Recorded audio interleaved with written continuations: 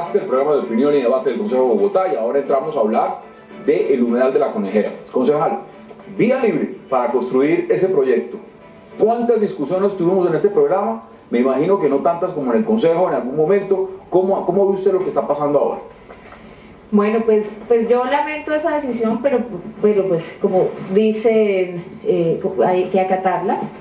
Sin embargo, se han anunciado recursos que van a interponer la gente que estuvo haciendo allá las protestas, la manifestación pacífica todo el tiempo.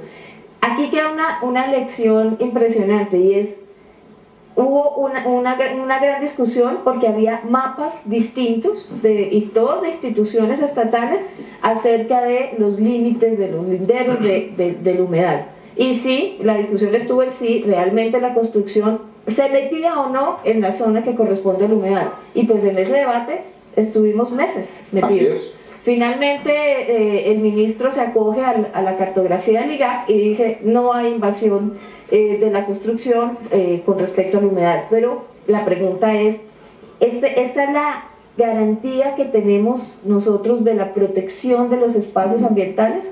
Cada entidad con un mapa, cada entidad con una forma de abordar un espacio tan importante como un humedal. Yo creo que aquí nos queda por avanzar mucho, por modernizar nuestros instrumentos. Si esto es en Bogotá, en un caso que fue tan público, imagínense cuando estamos hablando de baldíos en el país. Ya le voy a dar uno bien interesante.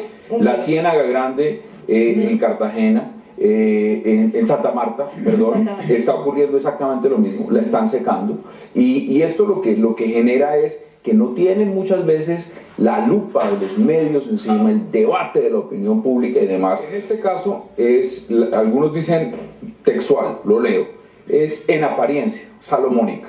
Es decir, el constructor deberá reubicar 5 estacionamientos, 2 zonas de barbecue y el salón social fuera del área que la personería había denunciado. Pero el resto 4%. Se puede hacer. Exacto, el resto se puede hacer absolutamente todo. Lo que usted menciona es lo clave, yo creo, que este debate es el antecedente. ¿Qué antecedentes se está dejando?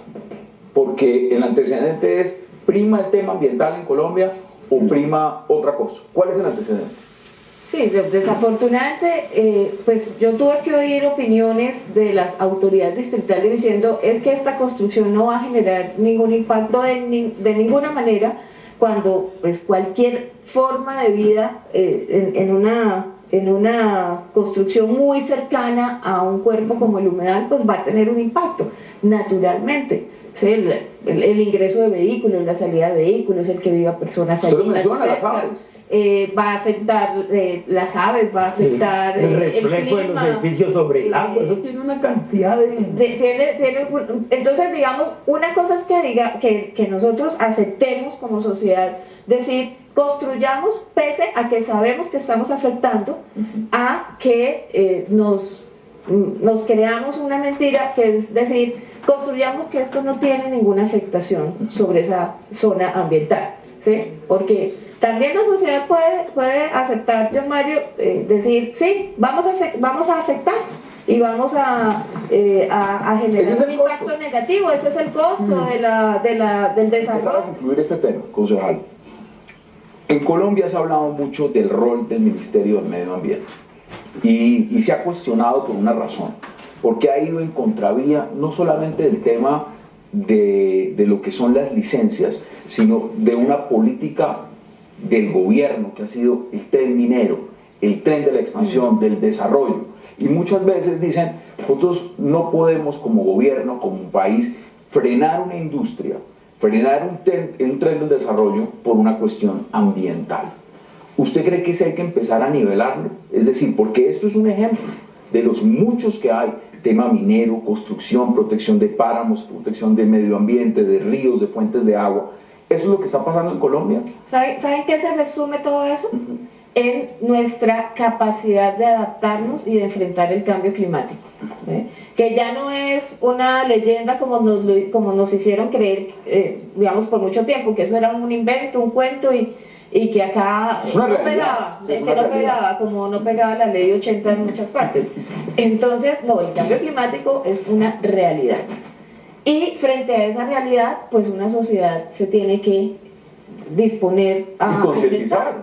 Y entonces nosotros no vamos a enfrentar eso si tenemos una explotación desmedida de nuestros recursos naturales. Fíjense que ahora aquí en la región de Sumapaz también se está buscando hacer una explotación minera importante, y esto es una reserva supremamente importante para la sostenibilidad de Bogotá, por ejemplo. Bogotá, sin tener la reserva que tiene en lo regional, no sobrevive. Imagínese usted acabar con los páramos que tenemos. Acabar con los páramos. Los humedales no solo son importantes, es que todo el occidente de la ciudad era un humedal. Esa es su naturaleza, cumple una función importantísima en los ciclos hídricos. Después nos quejamos cuando se inundan las ciudades, cuando se ocurren catástrofes por inundaciones. Pues es precisamente por no respetar todos esos ciclos. Ahora, no podemos llegar al, digamos, al conservacionismo ideal, que sería lo ideal. No, sabemos que no se puede, pero tampoco podemos arrasar con los recursos naturales que tenemos. La disputa hoy que tiene Bogotá frente al tema de los cerros es muy importante, porque no se trata de solo esa zona de los cerros en el norte. Estamos hablando de la posibilidad o no de urbanizar todos los cerros orientales de la ciudad desde el sur hasta el norte. Estamos hablando además de cómo han sido esos procesos de urbanización, han sido arrasadores, han eliminado barrios completos, han sacado a habitantes de barrios populares casi que a la fuerza, obviamente con instrumentos legales, pero había un señor que compra, que presiona, compra a buen precio y levanta a buen precio, luego vende a muy buen precio, a excelentísimo precio. Y esos pobladores naturales originales de esos barrios se han tenido que ir, vendieron lo más valioso, que era la localización de ese sector, con lo que significa uno vivir en esa zona, el Chapinero, Alto de los Cerros, una maravilla de localización, y hoy pues las personas se tuvieron que ir a las periferias de la ciudad, etcétera. Entonces, tema muy importante. Es el qué, pero también el cómo se han dado esos procesos y a qué costo social. Entonces, digamos, eso se resume en que cómo nos preparamos, cómo el Ministerio plantea para este país unas políticas de adaptación al cambio climático que hagan contrapeso a una visión arrasadora. Pues vamos a la pausa en contraste. Al regreso trataremos otro de los temas importantes y vitales que tiene que ver con la empresa de energía. Algunos dicen una joya de la corona en Bogotá, y por eso se está mirando con lupa cuáles son los gastos que está teniendo la empresa de energía. Ya regresamos, y recuerde, pueden entrar en nuestra página en Twitter, @contrastebogotá, y participar activamente de este debate. Ya regresamos.